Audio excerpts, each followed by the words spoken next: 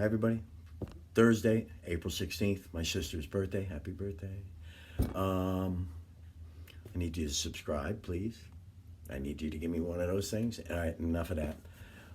You can tell this is an old people's video, YouTube or whatever this thing is, over my shoulder. Show of hands. How many people know who that guy is? Let's see. Can we, that guy. You know who that guy is? Okay. So, and if you're really old, you know who the actor was that does his voice. Get back to me on that. Listen, I'm trying to figure out how to get other people's stories up on this site. And that's the whole game plan of this. I can hear myself talk, and I've got plenty of stories, but I just I would like to, in a perfect world, do one or two a week and then listen to your stories, because that's the whole point of the website, the YouTube channel, that thing. Oh, Magoo. All right, so today I'm going to tell you a story about me and my brother Brian, God rest his soul, and it's a 4th of July story.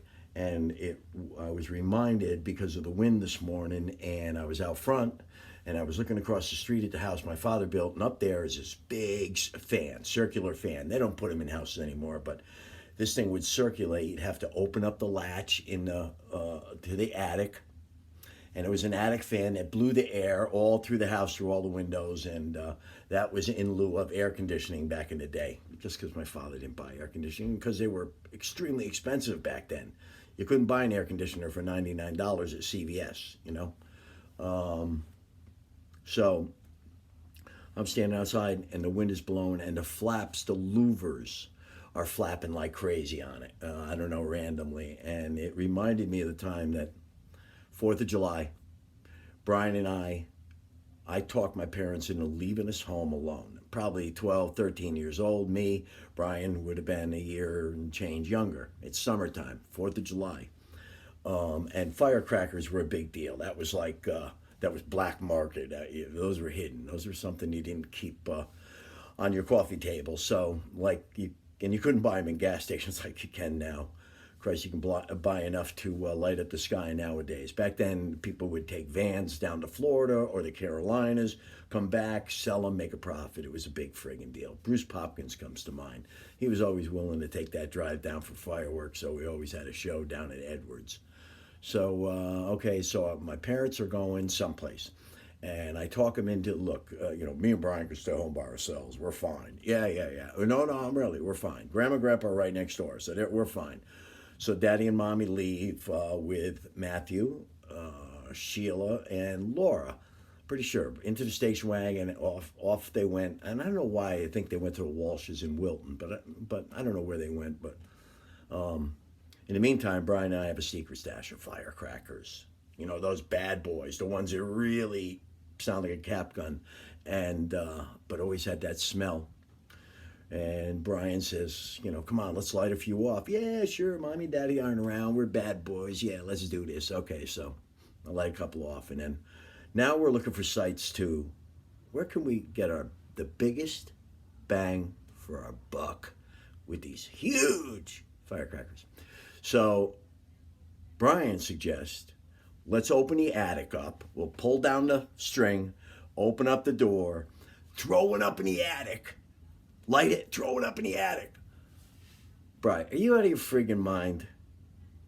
Jim, I'm telling you, it'll sound so cool blowing up in the attic.